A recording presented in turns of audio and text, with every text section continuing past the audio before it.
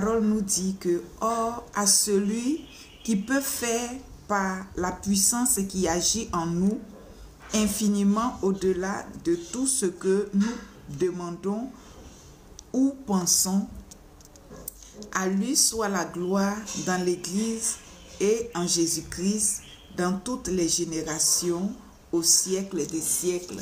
Amen. La parole de Dieu nous dit dans ce passage que nous avons un Dieu qui peut faire au-delà, par la puissance qui agit en nous, ce que nous demandons et tout ce que nous pensons. Et ce matin, nous allons nous appuyer sur ce que nous pensons. Toi qui m'écoutes, à quoi penses-tu? Est-ce qu'il t'arrive de penser les bonnes choses pour ta propre destinée? Est-ce qu'il t'arrive d'avoir des bonnes idées? Est-ce qu'il t'arrive de chercher à être en paix avec tout le monde? Est-ce qu'il t'arrive de recréer ton atmosphère dans ton imagination? Le Seigneur dit qu'il fait au-delà de ce que nous pensons. Donc si Dieu fait au-delà de ce que tu penses, tu dois commencer à prendre soin de tes pensées. Tu dois faire un travail sur ta manière de penser. Tu dois t'arranger pour penser bon. Je te demande de commencer à revoir les jours passés, les années passées. Comment est-ce que tu pensais? Quel était le contenu de tes pensées? Et essaie de voir le résultat. Revois-toi aujourd'hui. Est-ce que tes pensées t'ont propulsé? Est-ce que tu as donné de la matière au Saint-Esprit pour te donner une vie meilleure? Sinon, si tu as passé ton temps à avoir des imaginations négatives, des pensées de souffrance, des pensées de mort, des pensées de palabres, des pensées de querelles, des pensées d'incompréhension, des pensées d'insouciance, si tu as des pensées qui vraiment ne t'ont pas construit, il faut faire un nettoyage. Il faut simplement abandonner cette manière de penser. Il faut simplement abandonner cette manière de réflexion et commencer plutôt à apporter dans tes pensées des bonnes choses. La manière dont tu voudras que ta vie soit. Comme un architecte qui voudra construire une ville. Cet architecte va faire quoi? Il prendra d'abord le temps de créer un plan dans son esprit. Et il va mettre ce plan-là sur papier. Il peut aller plus loin en faisant aussi un plan en 3D. Et il peut même animer ce plan-là. Et quand on va te proposer ce plan, quand tu vas regarder sur l'ordinateur, tu risques même de croire que la ville est déjà construite parce que l'architecte est capable même de faire vivre des personnes dans la ville en 3D, de faire circuler les véhicules, de faire voir de vent qui souffle et de voir des maisons déjà bâties, une vie qui se manifeste dans la ville. Et pourquoi cela? Parce que rien ne peut prendre vie si la chose n'a pas commencé dans notre pensée. Si nous n'avons pas pensé quelque chose, la chose ne peut pas se réaliser. Donc, il est important que nous commencions à penser ce qui est meilleur pour nous. Et tu dois déjà t'asseoir et puis revoir ta vie. Vois les parties de ta vie que tu aimerais que Dieu apporte un plus et commencer à les penser comme un architecte qui met un plan sur pied. Quand tu veux construire une maison, tu dois mettre un plan sur pied. Si tu veux construire ta vie à l'aide du Saint-Esprit, tu dois aussi mettre un plan sur pied. La parole de Dieu nous dit dans Genèse que quand Dieu devait créer la terre, quand il est arrivé, il y avait des choses négatives sur la terre. Il y avait d'abord un chaos. Il y avait les ténèbres et il y avait l'abîme. Donc Dieu n'a pas pris le temps de s'occuper des ténèbres. Il ne s'est pas occupé du chaos. Il ne s'est pas occupé de l'abîme. Il a plutôt imaginé la lumière. Et il a déclaré que la lumière soit. Nous comprenons qu'il a imaginé la lumière. Il a eu dans sa pensée la lumière. Pourquoi? Parce que après que la lumière fut, l'Éternel a fait un constat et il a découvert que la lumière était bonne. Mais sur quelle base Dieu déclare que la lumière était bonne? C'est parce que dans ses pensées, il avait déjà l'image de la lumière. Donc, quand il vient pour faire la comparaison, il découvre que effectivement, ce à quoi il avait pensé, ce qu'il avait imaginé dans son esprit, était bien et belle devant lui. Toi aussi, tu dois prendre maintenant sur toi à ne plus regarder le chaos de ta vie, à ne plus regarder les échecs de ta vie, à ne plus passer le temps à réfléchir, à voir ton état de dégradation dans la vie, mais plutôt à reconstruire une bonne image de ta propre personne, une bonne image de la vie que tu veux, à amener dans tes pensées des bonnes choses pour que le Saint-Esprit, qui est Dieu qui habite en toi, puisse utiliser la puissance créatrice pour amener à réalisation les bonnes pensées, les bonnes choses que tu crées dans ton esprit, dans ta pensée, pour que ta vie commence à revoir la lumière divine. Si tu te laisses abattre par des mauvaises pensées, tu te détruis, tu te tues à petit feu et cela ne va pas t'arranger. Dieu nous conseille la joie. Le Seigneur nous dit d'être tout le temps joyeux. Et Dieu nous conseille des bonnes déclarations. Dieu nous conseille d'avoir des bonnes pensées. Dieu nous dit de ne plus penser aux événements passés, mais de commencer à avoir des bonnes pensées. Donc si hier tu as connu la mort, le Seigneur voudrait qu'aujourd'hui tu penses à la vie. Si hier tu as connu la maladie, Dieu voudrait qu'aujourd'hui tu penses à la bonne santé. Si hier tu as connu l'échec, Dieu voudrait qu'aujourd'hui tu penses à la réussite. Si hier tu as connu le retard, Dieu voudrait qu'aujourd'hui tu puisses penser à arriver à l'heure. Alléluia. Alléluia. Freedom, tu portes un nom de liberté et tu dois plutôt commencer à déclarer cette liberté-là. Ce nom que tu portes doit influencer ta vie. Et je déclare que la fatigue soit remplacée par la force de Dieu. Que la souffrance dans ta vie soit remplacée par la réussite de Dieu. Et que ce nom que tu as écrit sur ton profil qui porte la liberté, que ce nom commence à t'influencer. La souffrance doit cesser. Canet, que l'Éternel remplace pour toi la maladie par la très bonne santé. Recevez les déclarations que je dépose sur votre vie ce matin. Il est temps de commencer à créer. Je ne vous dis pas d'avoir la pensée positive. La pensée positive n'est pas de Jésus-Christ. Cela ne vient pas de Dieu. Mais je voudrais que vous ayez des pensées prophétiques. Je voudrais ce matin, Freedom et Camé, ayez des pensées créatrices, des pensées prophétiques. Commencez maintenant à renouveler votre manière de penser. Alléluia. Merci parce que Dieu a permis que vos parents vous donnent un très bon nom, Freedom. Ce nom, c'est un nom béni et ce nom doit commencer maintenant à vous influencer. Mais quelles sont les pensées qui vous animent? Quelle que soit la gloire que Dieu va envoyer dans votre vie, même si Dieu vous couvre d'or, même si Dieu vous couvre de diamants, même si Dieu vous donne des beaux vêtements, même si Dieu vous fait asseoir dans un palais, si rien ne vous manque, mais si vous avez un état d'esprit défectif, vous allez voir que votre vie ne sera pas épanouie. Vous allez voir que votre vie ne sera pas épanouie. Même si on vous met à un endroit où vous n'avez pas besoin de travailler pour manger. Mais si l'état d'esprit est assombri, vous ne pouvez pas être épanoui. Et Dieu dit dans Éphésiens que Dieu fait au-delà de ce que nous pensons. Donc, si tu veux que Dieu change ton état, tu dois commencer à créer par tes pensées.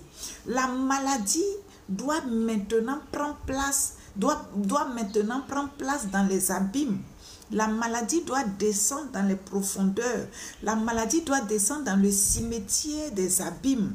La souffrance doit descendre dans le cimetière des abîmes. La souffrance doit rentrer dans les prisons de l'enfer. Pourquoi?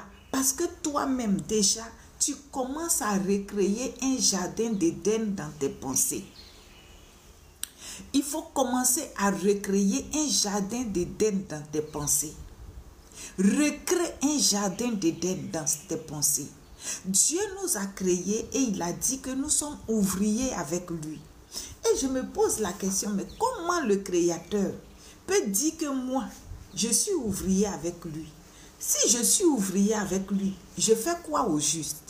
Qu'est-ce que je fais? Mais si je suis ouvrier avec Dieu, je participe à la création. Puisque Dieu est le Créateur, son métier, c'est le Créateur. Donc, s'il est le Créateur et que je suis ouvrier avec lui, donc je participe à la création. Donc, si je participe à la création, je dois d'abord, avant d'aller créer la vie des autres, là, je dois commencer à créer ma propre vie. Et le verset que nous venons de lire dans Éphésiens 3, le verset 20 à 21 nous dit que Dieu fait au-delà de ce que nous demandons et de ce que nous pensons. Donc, si je veux que Dieu crée avec moi des bonnes choses dans ma vie, je dois commencer à penser des bonnes choses. Et je dois animer, je dois apporter de l'animation dans mes pensées. Je ne dois pas rester dans une position figée. Je dois commencer à renouveler, à créer un beau jardin, une bonne vie. Comment est-ce que je voudrais que ma journée de demain soit? Comment est-ce que je voudrais que ma journée d'après-demain soit? Comment est-ce que je voudrais que le reste des jours du mois de janvier soit? Comment est-ce que je voudrais que l'atmosphère de ma maison soit?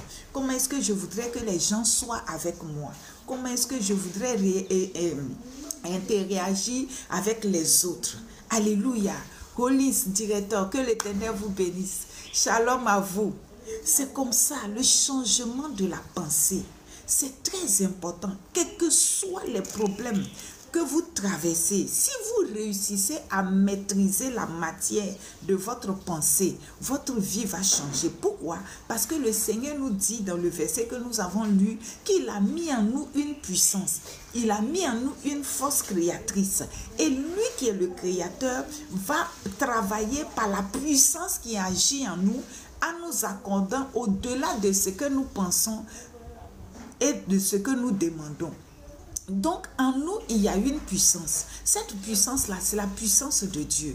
En nous, la Bible dit que nous sommes le temple de Dieu, donc nous sommes porteurs de Dieu. Mais qu'est-ce que nous donnons à Dieu pour qu'il puisse matérialiser cela? Puisque dans sa nature, il dit et la chose est. Il imagine et la chose est. Il pense et la chose est. Maintenant, toi, si tous les matins, tu te lèves et puis tu penses à la maladie, mais qu'est-ce que tu veux que Dieu crée dans ta vie? Si tu passes ton temps à penser à la douleur, qu'est-ce que tu voudras que Dieu crée? Mais tu pourras changer. C'est vrai, tu as mal. Dans ton corps, tu as mal. Mais est-ce que tu voudrais demain matin te réveiller en voyant que tu te portes bien, que tu es sans douleur? Mais pour ça, il faut envoyer cette matière au Saint-Esprit.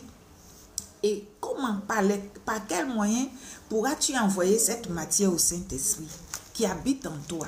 Par l'imagination, par la pensée. Ce n'est pas une affaire de la pensée positive. La pensée positive te dit que non, si tu es malade, il faut dire que tu n'es pas malade. Il faut penser fortement que tu es guéri. Non, non, non, non, non, non, c'est pas comme ça. Il faut créer. Il faut créer. Il faut créer que demain matin, je me lève, je me porte bien. Je chante des louanges de l'Éternel. Je rentre dans la douche, je me lave sans que quelqu'un ne m'attrape. Je m'habille bien, je me parfume bien. Je sors, je partage la vie avec plusieurs. Je suis épanouie. Je reprends mon travail. C'est comme ça, il faut commencer à créer. Alléluia. Que tous les créateurs qui sont sur ce live, soyez bénis. Que Dieu apporte de nouveautés dans votre vie. Créer, c'est tellement important. Il ne faut pas t'asseoir pour voir que demain matin, j'aurai encore la douleur, je vais prendre des médicaments. Non, non, non, non. Qu'est-ce que tu vois? Qu'est-ce que tu vois dans tes pensées? Il y a eu un temps en Israël où le glorieux temple de Salomon était devenu une ruine. Le temple était en ruine. Mais le prophète leur a dit, comment voyez-vous ce temple? Ne la voyez-vous pas comme rien à vos yeux? Mais pourtant, moi je vous annonce, parce que moi, pendant que vous voyez que le temple est rien, moi en tant que prophète, je vois que la gloire, la seconde gloire de ce temple sera plus grande que celle de la première.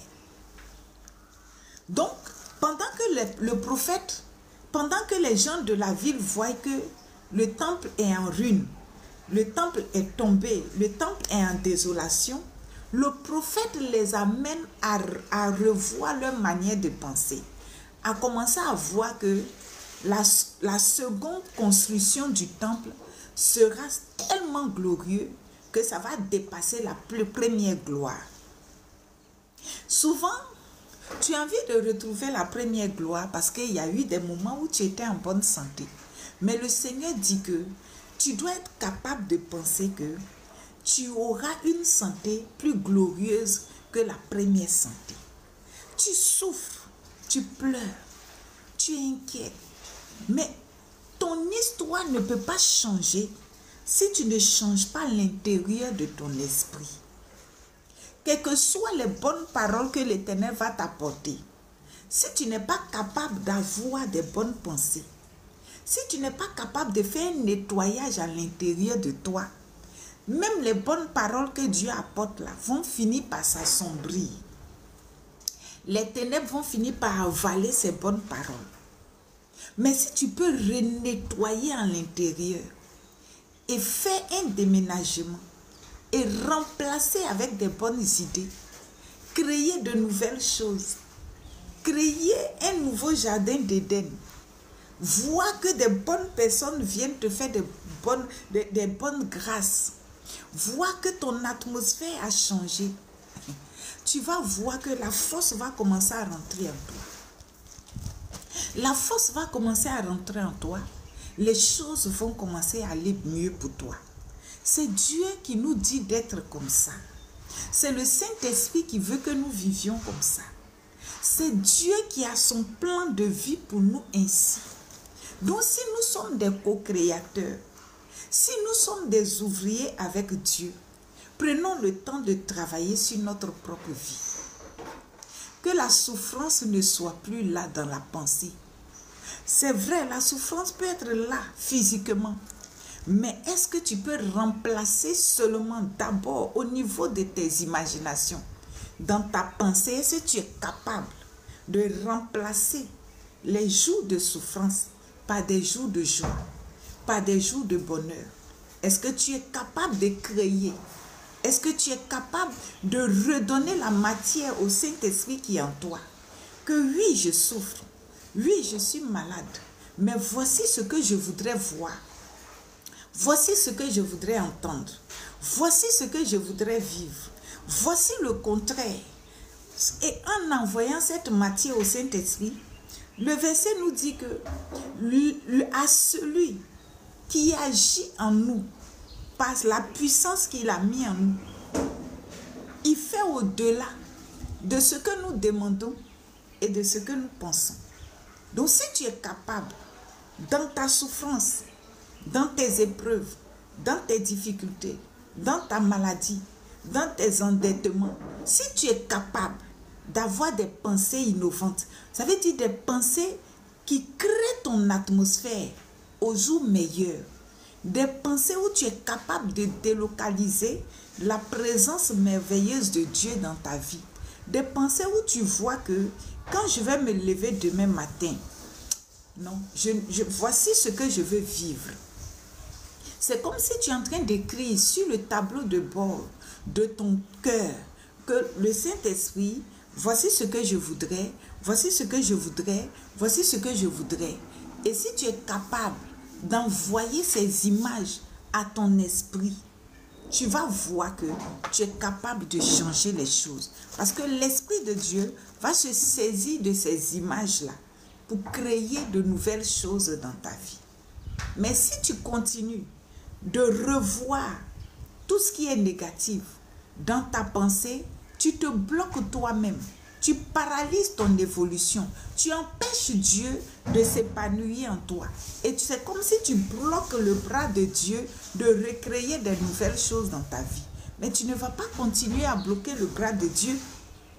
Tu ne vas pas continuer à empêcher Dieu de créer des bonnes choses dans ta vie. C'est comme quand le Saint-Esprit veut se lever pour se mettre en action.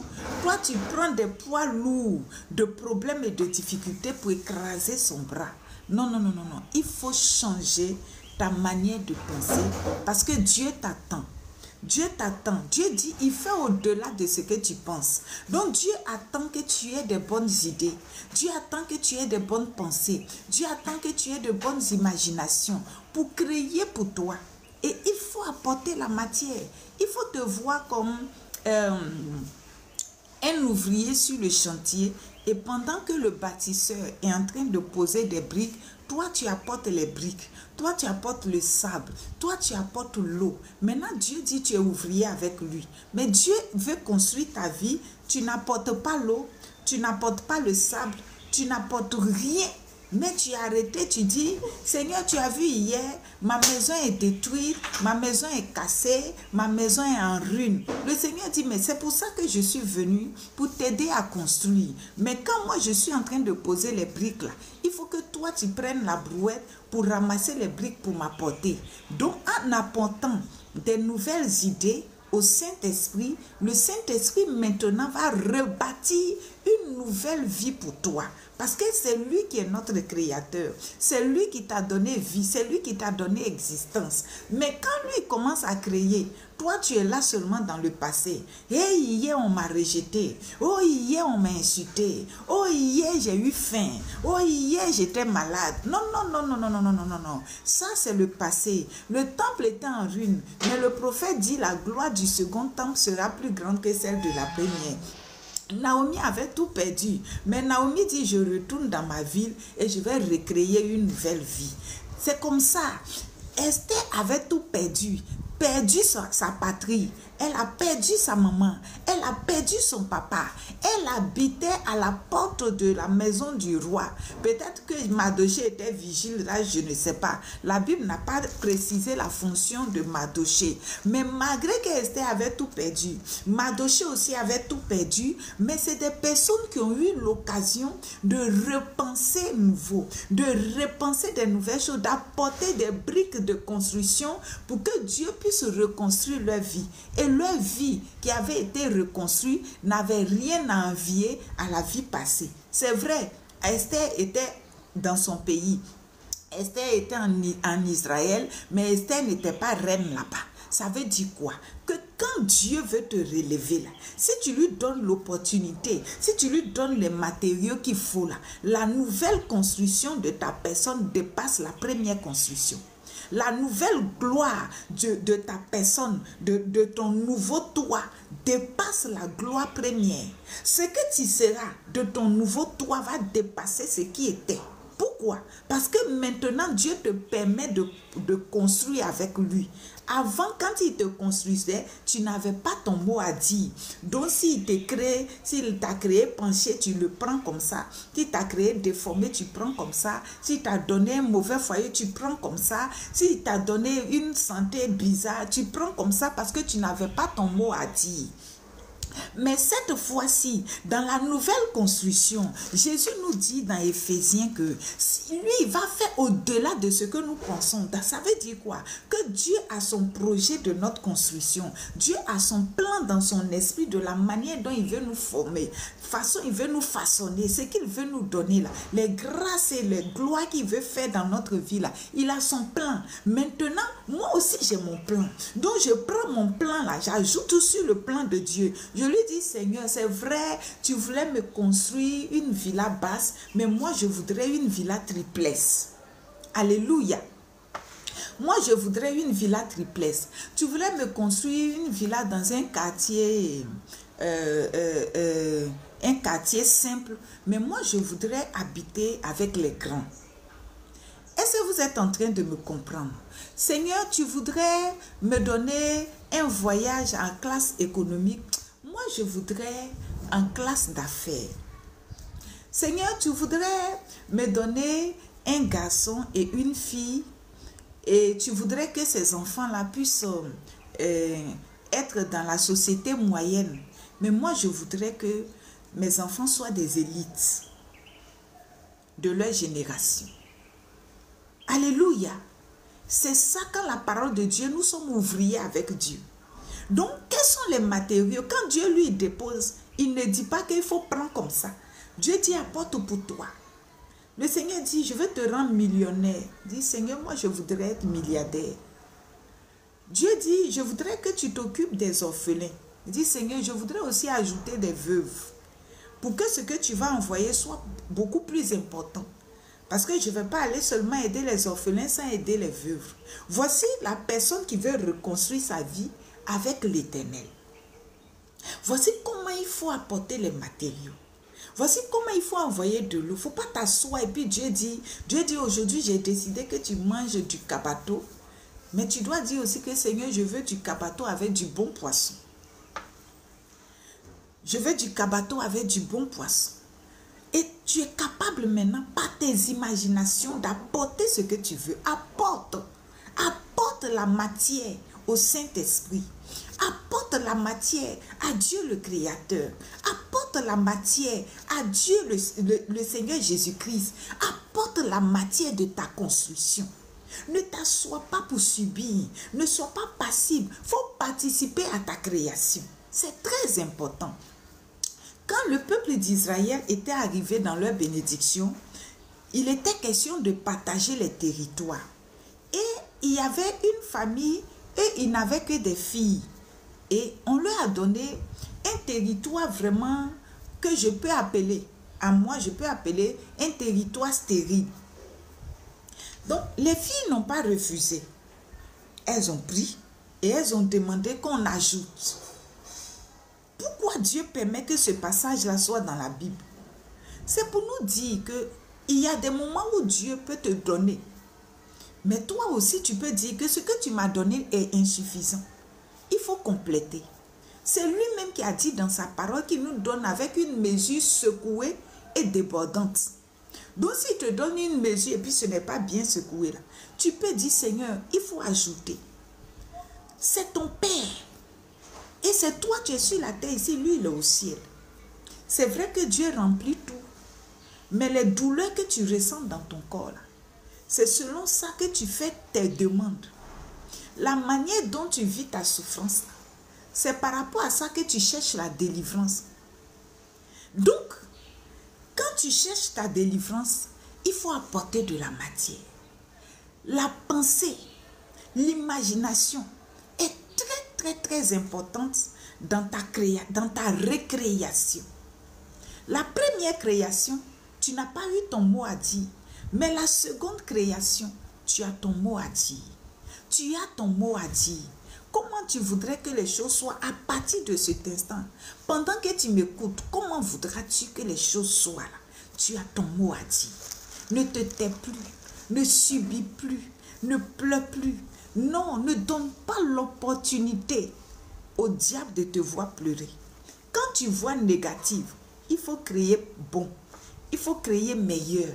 Il faut dire non, on efface le tableau. Non, tu arrives comme ça et puis sur ton tableau de bord, c'est écrit mort. Tu prends le chiffon, tu trempes dans le sang de Jésus, tu effaces. Tu effaces. Tu écris vie. Et puis quand tu finis d'écrire vie, tu ne t'arrêtes pas seulement sur vie. Tu écris l'histoire de la vie que tu veux vivre. Tu prends le temps d'écrire vie que tu as écrit là. Comment tu voudras que ça soit? Parce qu'il y a des gens qui vivent sur cette terre, mais quoique morts. Le Seigneur dit, ils sont morts quoique vivants. Donc, comment voudras-tu que ta vie là se déroule? Est-ce que tu veux dérouler cette vie là dans les meilleures conditions? Tu écris la condition dans ton mental. dans ta pensée, dans ton imagination, pour ne pas que quelqu'un décide de comment toi tu dois vivre ta vie. Il y a des personnes qui sont là, qui ont choisi de décider de comment toi tu dois vivre ta vie.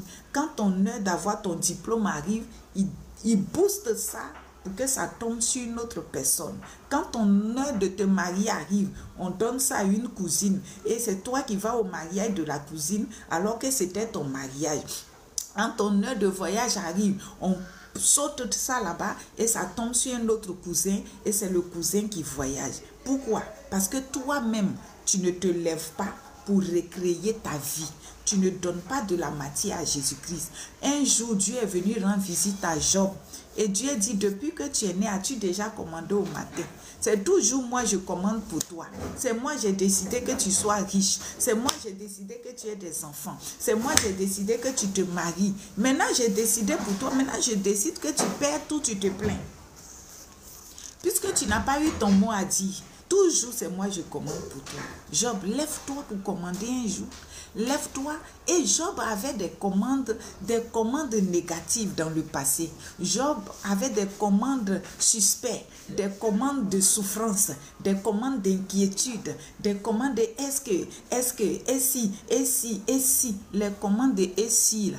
Quand tu envoies, quand le Saint-Esprit finit de bâtir, tout s'écroule.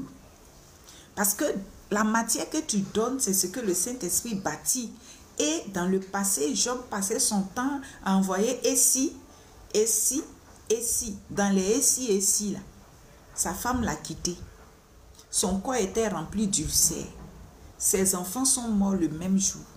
Il a perdu toutes ses richesses parce que toutes les matières qu'il envoyait pour ajouter à la construction que Dieu faisait dans sa vie étaient les doutes et les inquiétudes.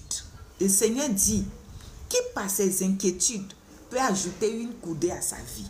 Ça veut dire quoi? Les inquiétudes, ça veut dire quoi? Les pensées de ton cœur devaient ajouter une coudée à ta vie. Les pensées de ton esprit devaient ajouter une coudée à ta vie. Mais toi, quand tu te lèves là, les et si et les et comment là, ça retranche des coudées à ta vie. Les inquiétudes retranchent des coudées à ta vie. Les doutes retranchent des coudées à ta vie. Les pleurs retranchent des coudées à ta vie. Et tu es là, tu dis, mais ça ne va pas. Ça ne va pas que tu dis tout le temps là. Ça retranche des coudées à ta vie. Or, le Seigneur dit que tu dois ajouter. Tu dois apporter un plus avec les pensées de ton cœur. Et il dit, c'est de l'abondance du cœur que la bouche parle. Si tu as écrit les doutes et les plaintes, les pleurs, les deuils, la mort, la maladie dans ton cœur, dans le tableau de bord, quand ta bouche va s'ouvrir, c'est ce qui va sortir. Donc, apprends à ajouter des bonnes choses à ta vie. Toi-même, il ne faut pas attendre qu'on te sert. Il faut te servir. Il faut choisir. Il faut choisir la meilleure part. Il faut choisir la bonne part. Il faut choisir la meilleure et la bonne part. Ce que je te dis là, c'est tellement important. Si tu as compris, tu as réussi ta vie. Nous les chrétiens, on croit que quand on passe notre temps à prier, notre vie change. Non, non, non, non. En plus de la prière là, il faut créer dans tes pensées ce que tu voudras que Dieu fasse. Pour ne pas encore venir déconstruire. Quand Dieu apporte là, toi aussi apporte. Parce que c'est ta vie. C'est ta vie. Et si tu as raté cette vie-là, tu auras à rendre compte. Tu auras à rendre compte à Dieu le pourquoi tu as raté ta vie. Et tu dois te dépêcher pour réussir ta vie parce que Dieu compte sur toi pour pouvoir construire la vie des autres. Dieu compte sur toi pour que tu sois un témoin, pour que la vie de ton frère, la vie de ta soeur puisse aussi atteindre la maturité. Mais tu passes ton temps à déconstruire ce que le Saint-Esprit construit.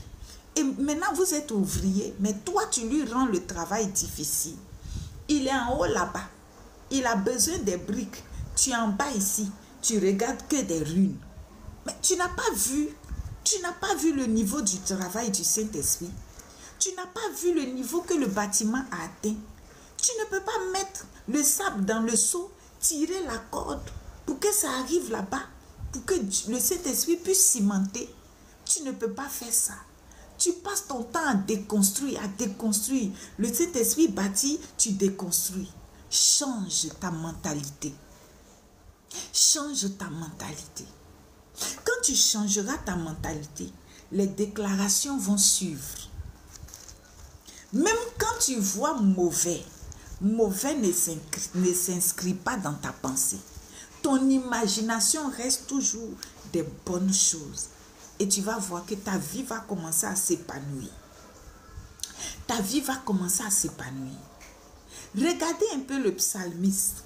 Le psalmiste dit, « Je m'écris, loué soit l'Éternel, et je suis délivré de mes ennemis. » Ça veut dire quoi? Qu'il était dans un territoire de guerre. Il avait des ennemis autour de lui. Donc, il était dans une situation très difficile. Il n'avait pas le confort qu'il fallait. Sa vie était en danger. Et qu'est-ce que lui, il a choisi? Il a choisi un temps de joie. Il a choisi de mettre dans ses pensées une atmosphère de joie. Il a choisi de mettre dans ses pensées des idées de joie. Il s'est donné une occasion de fête. Il a commencé à crier les louanges de l'Éternel. Il dit, oh, quelqu'un qui est piégé au milieu des ennemis peut louer Dieu. Quelqu'un qui est piégé, ça veut dire tu te lèves et puis tu te retrouves quelque part. Devant toi, c'est la mort. Derrière, la mort. À gauche, la mort. À droite, la mort. Tu peux louer Dieu. Mais il a choisi de ne pas penser à la mort qui était autour. Il a choisi de ne pas penser à la destruction qui était autour. Il a choisi de se voir en train de festoyer devant le trône de Dieu. C'était son choix. Il dit, moi, au lieu de penser souffrance là, je préfère penser que je suis en train de festoyer avec les anges devant le trône de Dieu. Donc, au lieu de commencer à courir pour fuir, il a commencé à sauter avec des tambourins, avec la harpe, avec le chalumeau. Il a commencé à danser. Il dit, je m'écris, loué soit l'Éternel. Quand il a commencé à voir des imaginations de joie, douleur a disparu. Il dit, quand lui, il a commencé à voir ça, là, il regarde autour, il n'y a plus d'ennemis. Il est délivré. Il est délivré. Il est délivré. Regardez la force de sa pensée. La capacité de recréer l'atmosphère, de changer les choses pour être épanoui. Les disciples ont été jetés en prison. Au lieu de s'asseoir là pour regarder comment on a serré les fers, comment les chaînes les fatiguaient, au lieu de s'apitoyer sur leur sort. Pourquoi c'est toujours nous, Seigneur Jésus, nous on est fatigués maintenant, toujours nous, c'est nous on parle de toi ici, on est prêt pour toi, mais quand ça arrive à notre idée là, tu ne viens jamais à notre secours. Jamais les disciples n'ont pas dit ça. Jamais ils ne se sont considérés victimes. Jamais. Dans les chaînes de la prison, jetés au fin fond de la prison, les victimes dans leur mentalité là, ils ne se sont jamais considérés que eux, les disciples là, ils étaient victimes. La Bible dit, ils ont entonné des chants de louanges et les prisonniers les entendaient. Ça veut dire quoi? Ils ont décidé que leur mentalité va réécrire l'histoire. Leur mentalité va réécrire l'histoire que eux, ils sont devant le trône de l'Éternel en train de louer Dieu. Et leur mentalité a réécrit leur histoire. Ils ont apporté des matières à leur reconstruction. Et le Saint-Esprit s'est saisi de cela pour agir par la puissance qui agit en nous. Et les chaînes de la prison se sont brisées. La liberté qu'ils avaient imaginée a pris forme. Les disciples se sont retrouvés dehors. Si tu veux que le problème que tu es dedans, tu puisses vite sortir, ne reste pas seulement dans la prière, ne reste pas seulement dans la méditation, ne reste pas seulement dans la proclamation. Ajoute aussi l'imagination, la bonne pensée, réécris l'histoire, ajoute un plus à ce que l'Éternel a envoyé dans ta vie. Tu vas voir, les choses vont commencer à changer.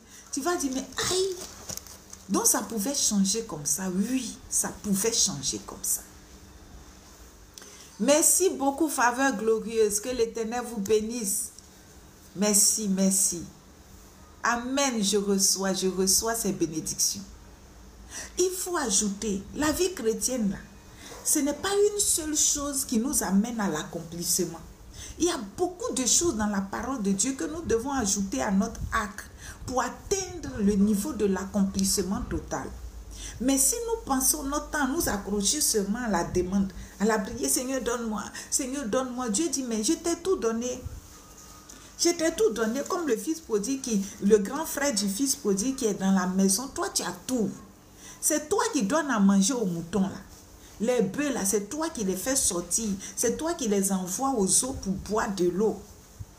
Tu as tout ce qui est à ton père à la maison. Mais tu ne peux pas ajouter la matière à ta vie. Tu ne peux rien faire. Tu es assis. Et ton père qui a pris de l'âge, le vieillard, là, c'est lui qui va venir, qui va rentrer dans le grenier, qui va prendre igname pour dire, il faut prendre pour me préparer. C'est lui qui va prendre maïs pour dire, prends pour préparer. C'est lui qui va prendre habit pour dire, est-ce que tu veux ça, il faut porter. Mais il a passé toute sa vie à travailler pour emmagasiner des richesses pour ton épanouissement. Maintenant, tu es dans la maison, ton caleçon est déchiré, mais tu attends que ton papa, de nouveaux caleçons qui sont alignés là, il faut que ton papa vienne prendre pour te donner. Mais ajoute la matière à ta vie. Lève-toi. Serre-toi. Lève-toi. Réécris l'histoire. Voici comment je veux. Maintenant, Dieu va faire une chose dans la maison du Père. Le petit frère, qu'on considère comme inconscient, était plus intelligent que le grand frère. Il est venu, il dit, moi je veux pour moi tout de suite. Et voici comment je veux tout de suite. Je veux tout de suite. Le père a servi tout de suite et a donné au petit frère inconscient. Le grand frère conscient, il a vu que on a servi le petit frère inconscient tout de suite. Ça veut dire que la chose est à disposition. Le grand frère ne réagit toujours pas. Le grand frère est toujours assis. Il n'est même pas capable de dire donne. Il attend. Jusqu'à le petit frère a pris pour lui le tout de suite là. Il allait gaspiller. Quand le petit frère a beaucoup de choses à nous apprendre dans notre passage que nous sommes en train de vivre là. Dans Éphésiens 3, le verset 20 à 21. Le petit frère a beaucoup de choses à nous apprendre. Quand le petit frère, c'est vrai qu'il a des égarements, c'est vrai qu'il a un mauvais comportement, mais il a des qualités, des capacités que nous devons copier. Quand le petit frère est parti, là, tout le temps que le petit frère est parti, le grand frère n'est pas encore réveillé. Le grand frère n'a pas encore compris que la bénédiction que tu poursuis là, ça est déjà là. Que le papa a déjà tout emmagasiné. Le grand frère n'a pas encore cerné ça. Donc le petit frère allait tout gaspiller. Quand la galère a commencé à frapper le petit frère, il se rappelle encore que mais son père là, c'est un multimilliardaire. Que même les boys cuisiniers chez son père mangent mieux que lui. Imagination, ça veut dire quand il est couché comme ça dans le mangeoire des moutons, où il est en train de manger les restes des animaux là, il a changé sa manière de penser. Il dit, moi, je ne vais pas rester là dans des... Je ne vais pas rester dans les égouts. Non, non, non, non, non, non.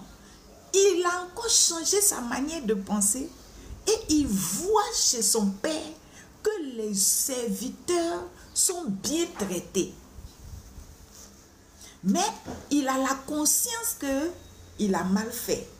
Donc, il se dit que son père va le punir. Mais son père ne peut pas le punir en dessous des serviteurs. Donc, lui, là, il a recréé son imagination pour dire que lui retourne travailler chez son père. Lui veut être serviteur chez son père. Lui retourne chez son père. Il préfère être serviteur dans la maison de son père que de manger dans la boue. Et il a repris son bâton de pèlerin, direction chez son papa. Alléluia. Direction, c'est chez son papa. Quand il arrive, la parole de Dieu dit, son père l'a accueilli à bras ouverts, a organisé un festin. Quand je vous dis que nous sommes ouvriers avec Dieu, notre propre vie, là, on doit construire avec Dieu. Lui, il est venu maintenant, comme il dit que j'ai péché, mon père est fâché, donc je vais prendre la position de serviteur de Dieu. Oh, Dieu avait déjà un plan encore de reconstruction pour la vie de son frère, de son fils. Donc, le petit frère, lui, il est venu maintenant avec des matériaux de serviteur. Il dit, je viens avec la matière pour servir mon père. Oh, le père avait encore la réserve, des bénédictions en réserve pour le petit frère. Donc, regardez la portion du serviteur, plus la portion que le père avait réservée. Donc, le père va tuer le veau gras. C'est là maintenant la sorcellerie du grand frère va s'élever. Parce que quand tu dures dans la maison du père et que tu n'es pas capable de recréer ta vie, tu deviens aigri. Tu rentres dans la confrérie des sorciers. Alléluia.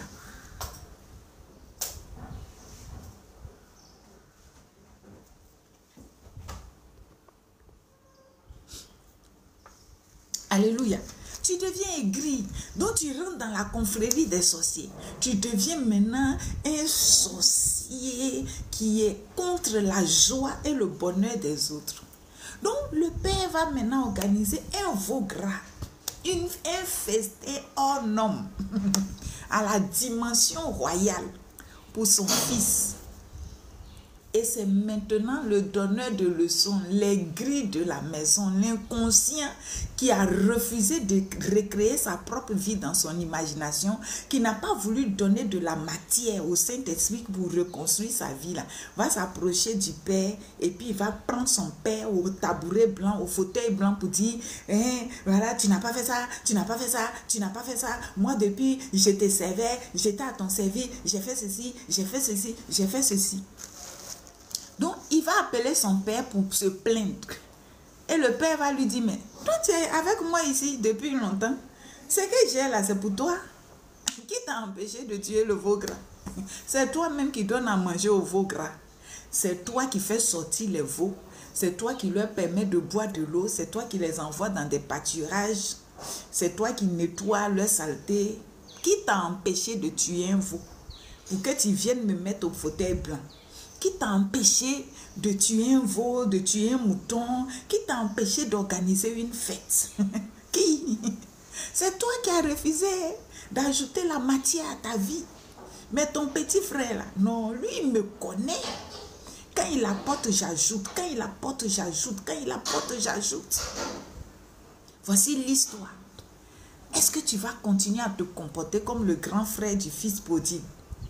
Ou bien tu vas te réveiller et tu vas commencer à apporter des matériaux dans ta pensée, dans ton imagination, pour donner de la matière à la puissance de Dieu qui agit en toi, pour que Dieu puisse créer de nouvelles choses pour toi. Je crois qu'après ce live, tu vas commencer à faire des bonnes choses, des belles créations te concernant. Parce que si tu n'as pas réussi à te recréer, tu ne peux pas créer l'autre. Mais si tu réussis à te recréer, tu pourras aider les autres aussi à se recréer. Donc que le Saint-Esprit soit ta force. Et qu'à partir d'aujourd'hui, tes bonnes idées se réveillent. Que tu sois capable de prendre le sang de Jésus pour effacer le tableau noir. Et que tu prennes la craie blanche, qui est l'imagination, la bonne pensée, pour réécrire. Et je te dis, quand tu veux écrire, ne sois pas figé. N'écris pas des statues. N'écris pas des idoles. Il faut écrire une vie.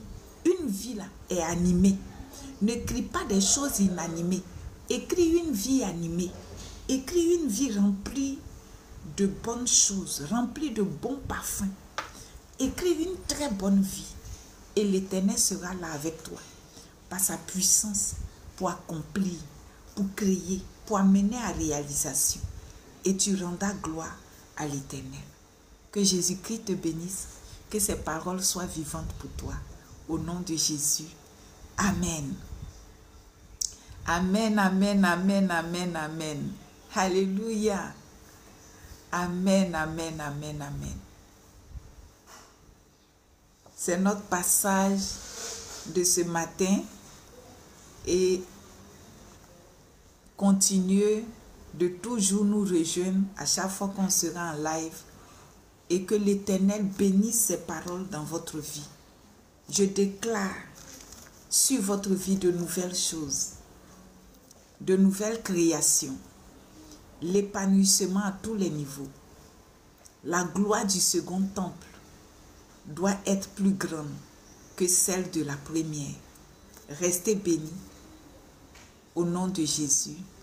Nous avons fini pour ce matin. Rendez-vous à la prochaine. Amen.